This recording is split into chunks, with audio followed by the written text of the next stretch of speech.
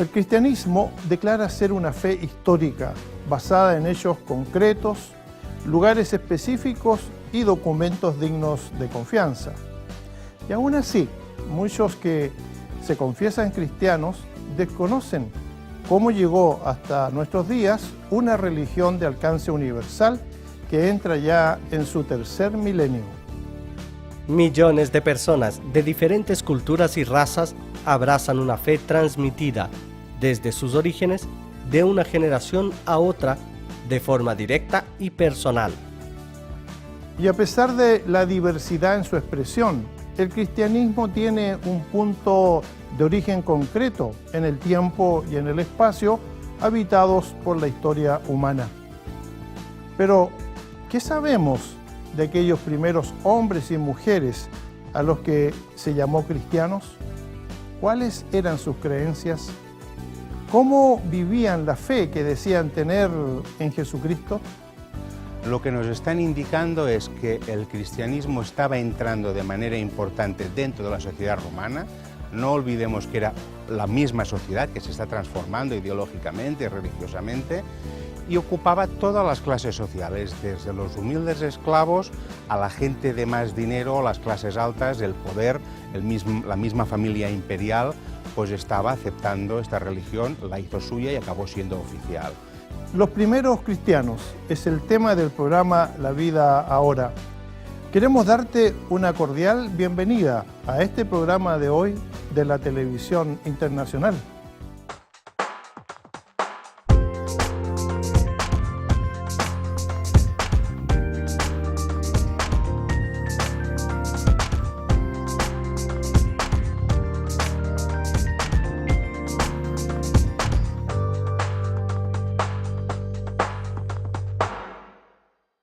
Los primeros cristianos es el tema del programa La Vida Ahora de hoy.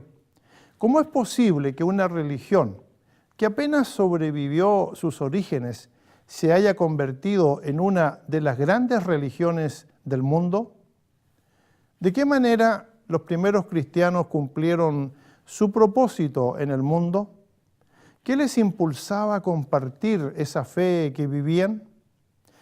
Los Evangelios y el libro de los Hechos de los Apóstoles, en el que conocemos como el Nuevo Testamento de la Biblia, nos hablan de las motivaciones, de los métodos y mensajes de esos primeros cristianos.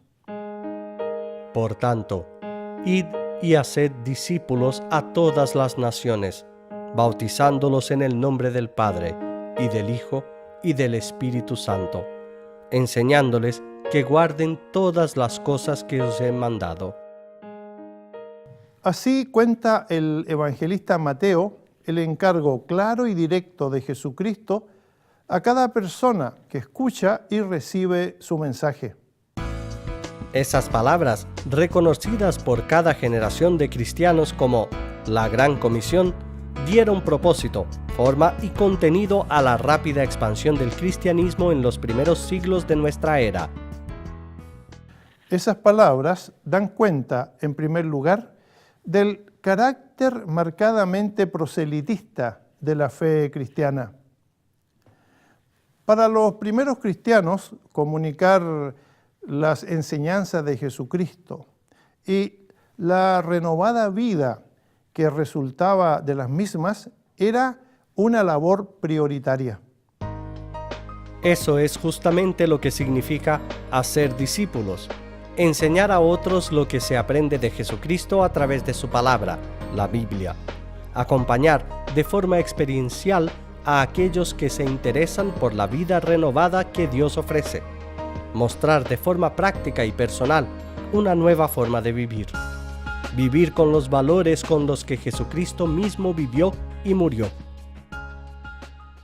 El mandato de la llamada Gran Comisión da cuenta, además, del ámbito geográfico y general de hacer discípulos. El Evangelio debe ser ofrecido a todas las naciones. Nadie debe quedarse fuera de la oferta de Dios. No se exceptúan razas, nacionalidades, género, edad, nivel socioeconómico ni estado social. Además, la fe que Jesucristo propone es universal. No existe rincón geográfico del mundo que quede fuera del alcance del cristianismo. Recibirán poder para hablar de mí en Jerusalén, en todo el territorio de Judea y de Samaria, y también en los lugares más lejanos del mundo. Son palabras del mismo Jesucristo, recogidas por el evangelista Lucas en el libro de los Hechos de los Apóstoles, en el Nuevo Testamento. Es justamente ese libro de los Hechos el que detalla la primera gran expansión geográfica del cristianismo. Su autor nos deja saber que Saulo de Tarso, posteriormente conocido como Pablo, el apóstol, es protagonista principal de la acción proselitista en los inicios del cristianismo. De hecho, durante el primer siglo de nuestra era, Pablo toma el encargo de extender la fe cristiana desde su epicentro en la provincia romana de Judea, extendiéndose por las ciudades y regiones vecinas, en Samaria, Damasco y Antioquía, para continuar durante las siguientes 3 décadas a otras provincias del Imperio Romano. Para el tercer siglo de nuestra era, encontramos comunidades cristianas en los lugares más lejanos del mundo conocido. Uno de esos lugares remotos del Imperio Romano eran las provincias Bética y Tarraconensis, en la península ibérica, que en la actualidad son regiones españolas. Aunque es difícil saber cuándo llegó la fe cristiana a lo que se consideraba entonces el fin del mundo, sabemos que Pablo, el apóstol, manifestó sus intenciones de llegar hasta allí. Al escribirle su carta a los primeros cristianos de Roma, Pablo les declara su intención de visitar España. Pablo quiere aprovechar su viaje para hacer escala en Roma y ofrecer a los creyentes en esa ciudad la oportunidad de colaborar financieramente en su proyecto misionero. No sabemos si el apóstol materializó su deseo de llegar hasta ese remoto lugar del Imperio Romano. El testimonio escrito en el Nuevo Testamento no nos da indicio alguno de que Pablo realizara ese viaje como lo había planeado. En el conjunto arqueológico de Tárraco, Juan Melchón Bes, arqueólogo del Museo de Historia de Tarragona, España, nos acompaña hoy en La Vida Ahora y le preguntamos, dado el aparente interés de Pablo, el apóstol, nos preguntamos, ¿qué lugar geopolítico ocupaban las provincias de la península ibérica en el Imperio Romano? El lugar de Hispania en el Imperio Romano era muy importante, no en vano, fue la primera provincia de este gran imperio fuera de la península itálica. Es la primera gran provincia de ultramar. La más cercana durante mucho tiempo fue el granero de Italia y fuente de provisionamiento pues, de alimentos desde vino, grano, aceite, oro, materiales preciosos, esclavos en su época, etcétera, etcétera. Era uno de los puntales del territorio que después formó el Imperio Romano. ¿Qué indicios arqueológicos e históricos existen de la llegada y arraigo de la fe cristiana a la península ibérica? Es muy complicado identificar restos del mundo cristiano en los primeros inicios. Pensemos que estamos hablando de una religión que empieza en el siglo I, que no se diferenciaría en nada o en casi nada de otras religiones y de otra gente, era la misma gente del imperio, con la misma manera de vivir, la misma manera de morir, de enterrarse, etcétera, etcétera. Podían tener alguna similitud con los judíos, los que venían del mundo judío, pero los gentiles no, pero es muy difícil identificar restos claramente cristianos, al menos en la península ibérica, hasta el siglo III, IV o incluso finales del siglo IV. Esa es la realidad arqueológica. ¿Qué nos dice la arqueología sobre la forma de vivir de los primeros cristianos? A ver, poquita cosa nos dice hasta bien entrado el siglo IV. Lo que nos están indicando es que el cristianismo estaba entrando de manera importante dentro de la sociedad romana. No olvidemos que era la misma sociedad que se está transformando ideológicamente y religiosamente, y ocupaba todas las clases sociales, desde los humildes esclavos a la gente de más dinero, las clases altas, el poder, la misma familia imperial, pues estaba aceptando esta religión, la hizo suya y acabó siendo oficial. Esto lo vemos en los enterramientos, se pasa de la incineración a la inhumación, la gente se entierra mirando hacia el este, no hay depósitos funerarios ni ajuares, prácticamente se van perdiendo, aunque durante mucho tiempo se nota que hay sincretismo, es decir, mezcla de las religiones tradicionales romanas u otras religiones orientales o de la tierra con la nueva implantación de la religión cristiana. Seguiremos conversando en nuestro programa con el arqueólogo Joan Menchon Bes del Museo de la Historia de Tarragona, pero ahora queremos volver a la cuestión sobre el significado de hacer discípulos. Al parecer, impulsados por el mandato prioritario de hacer discípulos, hasta en los lugares más lejanos del mundo, los primeros cristianos expanden su fe rápidamente. Pero los valores y estilos de vida propuestos por la fe cristiana chocarán rápidamente con un imperio que se siente amenazado mortalmente por ellos. El poder imperial romano pronto hará del cristianismo objeto de sus más feroces ataques, desatando una persecución religiosa cruel y sangrienta. Queremos hablar del precio que muchos de esos primeros cristianos pagaron en su afán de hacer discípulos hasta en los lugares más lejanos del mundo. Los primeros cristianos. Queremos seguir con este tema después que hagamos una muy breve pausa. Estamos presentando La Vida Ahora. Recibe cada día por correo electrónico. Ahora tú puedes recibir los mensajes del cada día todos los días por correo electrónico. No dejes de recibir esos mensajes especiales. Entra en nuestro sitio ministerioreforma.com/email/ y haga su suscripción. Menos de 30 segundos y listo. Reciba su devocional cada día por correo electrónico hoy mismo.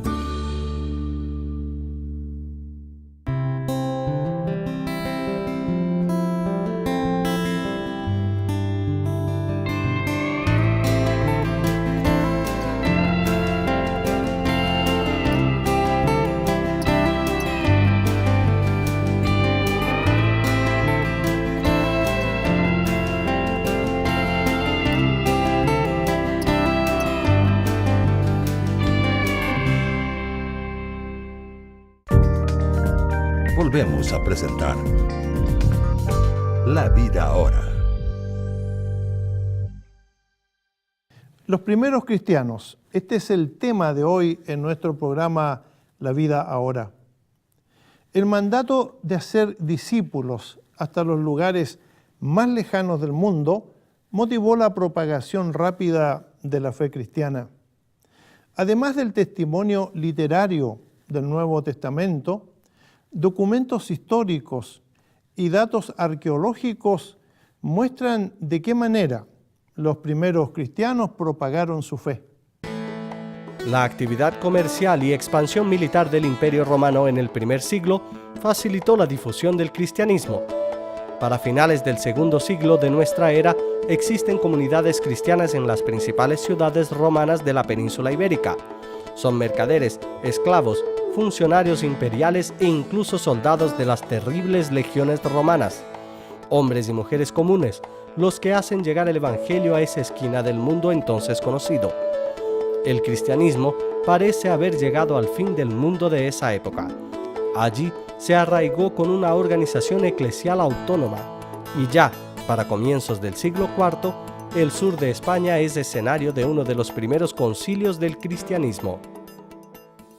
El concilio de Elvira, alrededor del año 305 de nuestra era, reúne a los obispos de la zona para considerar la manera que los cristianos deben vivir en relación a la sociedad romana de su entorno. Allí se considera, por ejemplo, cómo corregir a un creyente que traiciona la fe sacrificando a ídolos paganos, o qué hacer con un creyente que delata a otros cristianos ante las autoridades imperiales, o prohibir a los que ocupan cargos eclesiales la ganancia de dinero ofreciendo préstamos con intereses. Los documentos del Concilio de Elvira dejan muy en claro que los primeros cristianos vivían en tensión e incluso oposición a la sociedad romana que los albergaba. No es de extrañar que la fe cristiana desde sus inicios se convertiría en una amenaza mortal para el Imperio Romano, que la perseguiría incansablemente por casi 300 años. La rápida expansión del cristianismo mostró que el mandato de hacer discípulos hasta los lugares más lejanos del mundo tiene un alto precio. Muchos de los primeros cristianos pagaron el costo de la Gran Comisión con su propia sangre. Sigue ahora la segunda parte de la entrevista con Joan Menchón Bes, arqueólogo del Museo Histórico de Tarragona, España. Se suele pensar que el Imperio Romano era tolerante con las diferentes religiones en su territorio y, sin embargo, combatía al cristianismo. ¿Por qué era la fe cristiana una amenaza para el Imperio Romano? Usted se encuentra justamente en el anfiteatro romano de Tárraco, que fue uno de los lugares de persecución a los primeros cristianos bajo el emperador Valeriano. ¿Es un episodio como ese leyenda o historia? Sí, a ver, Tárraco la hemos de encuadrar como la capital de la Hispania Citerior, o sea, la capital de la parte norte de esta gran provincia que era Hispania, de una gran importancia política en este imperio. Es donde empezó, por ejemplo, el culto al emperador, en tiempos del emperador Augusto y continuó con Tiberio hasta finales de época imperial, y por lógica, por ser una ciudad cosmopolita y relacionada con todo el imperio y con todo el Mediterráneo, es posible que fuese de los primeros sitios donde llegaron religiones orientales. Las religiones orientales son importantes porque dan una respuesta al más allá, hablan claramente del concepto de resurrección. Tienes Isis, tienes Mitra, tienes el judaísmo, tienes el cristianismo, y Tarragona sería de estas religiones donde llega.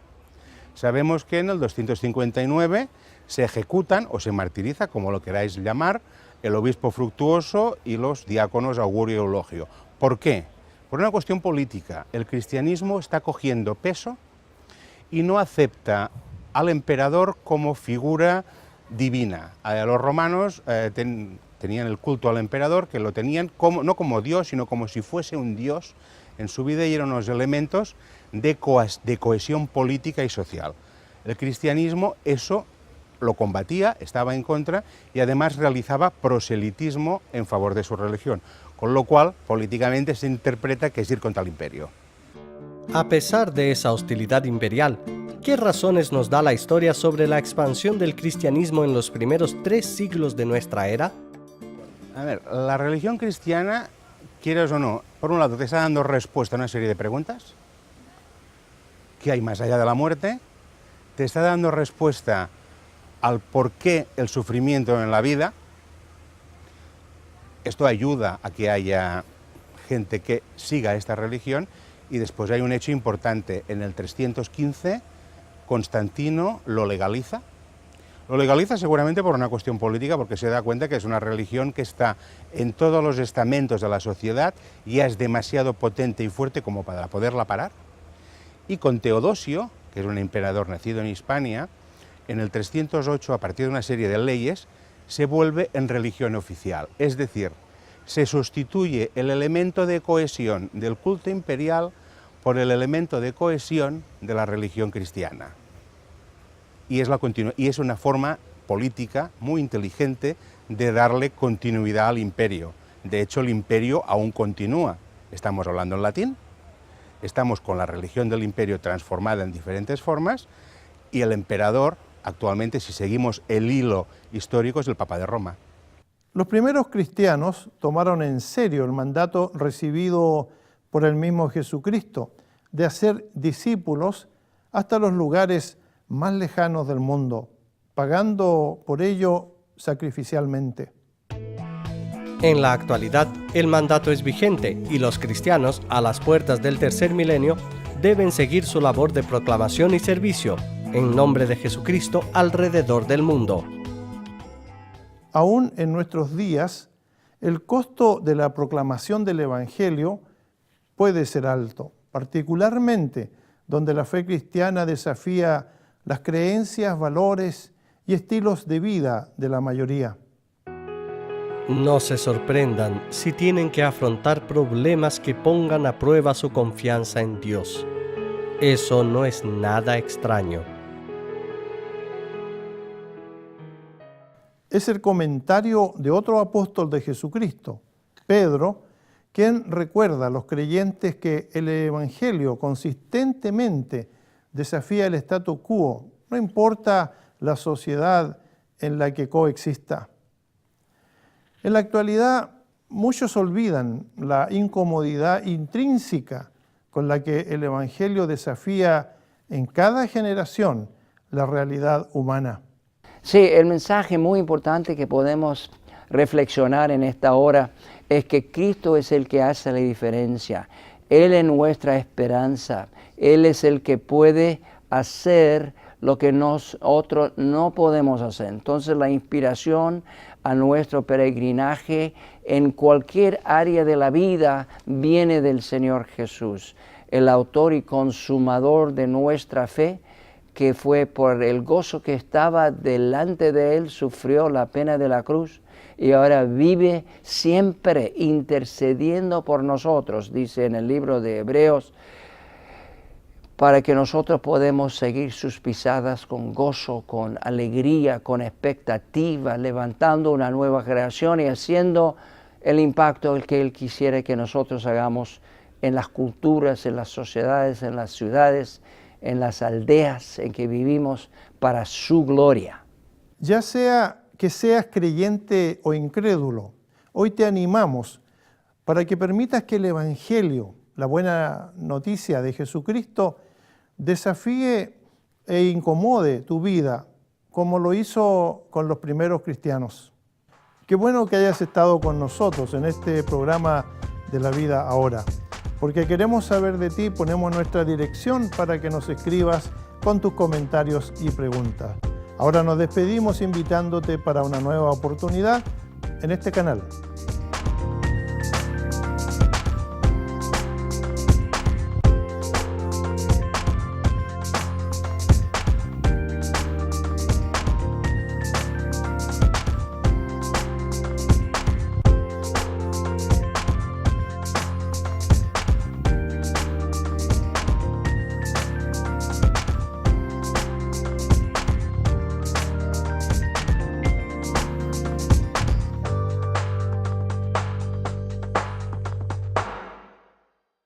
Si tienes dudas o sugerencias, escríbanos a ministerioreforma@ministerioreforma.com o para la dirección real. Si vives en los Estados Unidos, Puerto Rico, México, el Caribe, América Central o países de Sudamérica, Ministerio Reforma, apartado postal 130, código postal 13012-970, Campinas, San Pablo, Brasil. Ministerio Reforma, 50 años llevando la palabra de Dios a través de los medios de comunicación.